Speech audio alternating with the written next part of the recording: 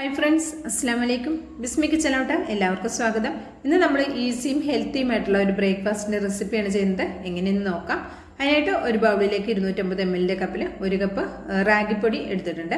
റാഗി അഥവാ കോറ, പഞ്ഞിപ്പുല്ല്, അതുപോലെ തന്നെ മുത്താരി എന്ന് പല പേരും ഉണ്ടല്ലേ ഇതിന്. നമ്മളിവിടെ റാഗിന്നും കോറയെന്നും ഒക്കെ പറയും കേട്ടോ. അപ്പോൾ ഇതിലേക്ക് ഞാൻ അതേ കപ്പിൽ തന്നെ ഒരു 1/4 കപ്പ് വെള്ളം ഒഴിച്ചിട്ട് നന്നായിട്ടൊന്ന് കട്ടകളൊന്നും ഇല്ലാതെ മിക്സ് ചെയ്തെടുക്കാം. ചെറിയ കട്ടകളൊന്നും ഉണ്ടെങ്കിലും കുഴപ്പമില്ല, നമ്മളിത് മിക്സിയിലിട്ടൊന്ന് അടിച്ചെടുക്കുന്നുണ്ട്. അപ്പോൾ ഇതൊരു 5 മിനിറ്റ് ഇതേപോലെ ഒന്ന് കലക്കിയതിന് ശേഷം മിക്സ് ചെയ്ത് വെക്കാം.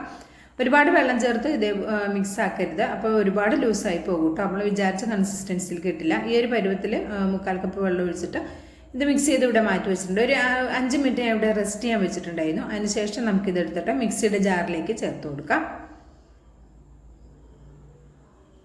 ഒന്ന് റെസ്റ്റ് ചെയ്യാൻ വെക്കുന്നത് നല്ലതാണ് കേട്ടോ. ഇതുപോലെ എന്താ പറയുക, കുറച്ച് വെള്ളം ഒഴിച്ചതിന് ശേഷം ഒന്ന് മിക്സ് ചെയ്തിട്ട് ഒരു 5 മിനിറ്റ് വെക്കുന്നത് നല്ലതായിരിക്കും. അപ്പോൾ ഇത് മിക്സിയുടെ ജാറിലേക്ക് ചേർത്ത് കൊടുത്തിട്ടുണ്ട്. ഇനി ഇതിലേക്ക് ആവശ്യമായ ഉപ്പ് ചേർത്ത് കൊടുക്കാം. ഉപ്പ് നിങ്ങളുടെ ടേസ്റ്റിനനുസരിച്ച് ചേർത്ത് കൊടുക്കാവുന്നതാണ്. അപ്പോൾ ഇത് ഒരുപാട് ഹെൽത്തി ബെനിഫിറ്റ് ഉള്ള ഒന്നാണ്. ഷുഗർ ഉള്ളവർക്കൊക്കെ ഇത് ബ്രേക്ക്ഫാസ്റ്റ് ആയിട്ടൊക്കെ കഴിക്കുന്നതും വളരെ നല്ലതാണ്. അപ്പം ഞാൻ ഇതിലേക്ക് ചേർത്ത് കൊടുക്കുന്നത് ഒട്ടും പുളിയില്ലാത്ത മിൽക്കി മിസ്റ്റിൻ്റെ തൈരാണ്. ഒരു 1/4 കപ്പിൻ്റെ അടുത്ത് മാത്രം ചേർത്തിട്ട് ഇത് നന്നായിട്ടൊന്ന് അടിച്ചെടുത്തിട്ടുണ്ട്. ഇനി ഇത് നമുക്കൊരു ബൗളിലേക്ക്, നമ്മൾ നേരത്തെ എടുത്തിട്ടുള്ള ആ ബൗളിലേക്ക് തന്നെയാണ് അത് ഒഴിച്ചു കൊടുക്കുന്നത്. ഇപ്പോൾ വെയിറ്റ് കുറയാൻ ആഗ്രഹിക്കുന്നവരൊക്കെ ഈ ഒരു റെസിപ്പി ഫോളോ ചെയ്യുന്നത് നല്ലതായിരിക്കും. ഇനി നമുക്ക് അതവിടെ മാറ്റി വെച്ചിട്ടുണ്ട്. ഇനി ഇതിലേക്ക് നമുക്കൊരു ചട്നി തയ്യാറാക്കി എടുക്കാം. അതിനായിട്ട് ഒരു ചെറിയ പീസ് ഇഞ്ചി ചേർത്ത് കൊടുത്തിട്ടുണ്ട്. 2 പച്ചമുളക് കൂടി നമുക്ക് ഇതിലേക്ക് ചേർത്ത് കൊടുക്കാം. പിന്നെ ഇതിലേക്ക് ഒരല്പം പുതിന ഇല ചേർത്ത് കൊടുക്കാം. ഒരു 7-8 പുതിന ഇലയാണ് എടുത്തിട്ടുള്ളത്. ചെറുതാണ്, ചെറിയ ഇലയാണ്, നമ്മുടെ വീട്ടിലുണ്ടായിട്ടുള്ള പുതിന ഇലയാണ് എടുത്തിട്ട് അത് ചേർത്ത് കൊടുക്കാം. ഇനി ഇതിലേക്ക് 2 ടേബിൾ സ്പൂൺ എന്താ പറയുക, കപ്പലണ്ടി അഥവാ കടല, പീനട്ട് എന്ന് പറയുന്നത് നമുക്ക് ചേർത്ത് കൊടുക്കാം. ഇനി ഇതിലേക്ക് ചേർത്ത് കൊടുക്കുന്നത് ഒരു 1/2 കപ്പ് തേങ്ങയാണ് ചേർത്ത് കൊടുക്കുന്നത്. ഇനി ഇതിലേക്ക് ഞാൻ ചേർത്ത് കൊടുക്കുന്നത് ഉപ്പാണ്. നിങ്ങളുടെ ടേസ്റ്റിനനുസരിച്ച് ഉപ്പ് ചേർത്ത് കൊടുക്കാം. ഈ കടല കൂടി ചേർത്തിട്ട് നമ്മളിതൊന്ന് അരച്ച് ചട്നി ഉണ്ടാക്കി കഴിഞ്ഞാൽ നല്ല സൂപ്പർ ടേസ്റ്റാണ് കേട്ടോ. ഇനി ഇതെല്ലാം കൂടി ഇതേപോലെ ഒന്ന് അരച്ചെടുത്തിട്ടുണ്ട്. ആവശ്യത്തിലുള്ള കുറച്ച് വെള്ളം മാത്രം, ഇത് അരയാനുള്ള വെള്ളം മാത്രം ചേർത്തിട്ട് ഇതേപോലെ ഒന്ന് അരച്ചെടുത്തിട്ടുണ്ട്. ഇനി ഇതിൽ നമുക്കൊന്ന് വറവിട്ടെടുക്കണം. അതിൻ്റെ ഒരല്പം വെളിച്ചെണ്ണ ഒഴിച്ചു കൊടുക്കുക. ഇതിലേക്ക് ഒരു 1/4 ടീസ്പൂൺ കടുക് ചേർത്ത് കൊടുക്കുക. കടുക് ഒന്ന് പൊട്ടി വരുമ്പോൾ ഇതിലേക്ക് ഒരല്പം കറിവേപ്പില കൂടെ ചേർത്തതിന് ശേഷം നമ്മുടെ ചട്നിയിലേക്ക് ഒഴിച്ചു കൊടുക്കാം. ഇത്രേ ഉള്ളൂ. വളരെ സൂപ്പർ ടേസ്റ്റി ആയിട്ടുള്ള നമ്മുടെ ചട്നി ഇവിടെ റെഡി ആയിട്ടുണ്ട്. അപ്പം ഇനി നമുക്ക് നമ്മുടെ മാവ് ഒരു 5 മിനിറ്റ് കൂടെ വീണ്ടും റെസ്റ്റ് ചെയ്ത് വെച്ചിട്ടുണ്ടായിരുന്നു കേട്ടോ. അങ്ങനെ ഇനി അരച്ചതിന് ശേഷം റെസ്റ്റ് ചെയ്യൊന്നും വേണ്ട. ഞാൻ ചമ്മന്തി ഉണ്ടാക്കാൻ വേണ്ടിയിട്ട് മാത്രമാണ് ഇതിവിടെ മാറ്റി വെച്ചത്. ഇനി ഇതിലേക്ക് നമുക്ക് ഈനോ ചേർത്ത് കൊടുക്കാം. ഒരു 1/4 ടീസ്പൂൺ ഈനോ ചേർത്ത് കൊടുക്കാം.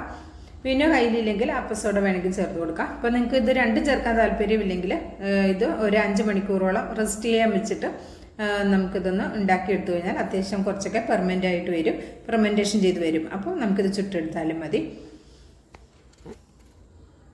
നന്നായിട്ടൊന്ന് മിക്സ് ചെയ്തെടുക്കാം. അപ്പോൾ ഞാൻ ആ സമയം കൊണ്ട് ഒരു പാൻ അടുപ്പത്ത് ചൂടാക്കാൻ വേണ്ടി വെച്ചിട്ടുണ്ട്. ഇതിലേക്ക് ഒരല്പം നല്ലെണ്ണയാണ് ഞാൻ ആക്കി കൊടുക്കുന്നത്. നിങ്ങൾക്ക് ഇതിന് പകരം നെയ്യ് വേണമെങ്കിലും യൂസ് ചെയ്യാവുന്നതാണ്. ഞാൻ ഒരല്പം നല്ലെണ്ണ ഒന്ന് ബ്രഷ് ചെയ്ത് കൊടുത്തിട്ടുണ്ട്. ഇനി ഇതിലേക്ക് നമുക്ക് ആവശ്യത്തിനുള്ള മാവ് കോരി ഒഴിച്ച് കൊടുക്കാം. ഏകദേശം ഒരു 2 തവി മാവാണ് കോരി ഒഴിച്ച് കൊടുക്കുന്നത്.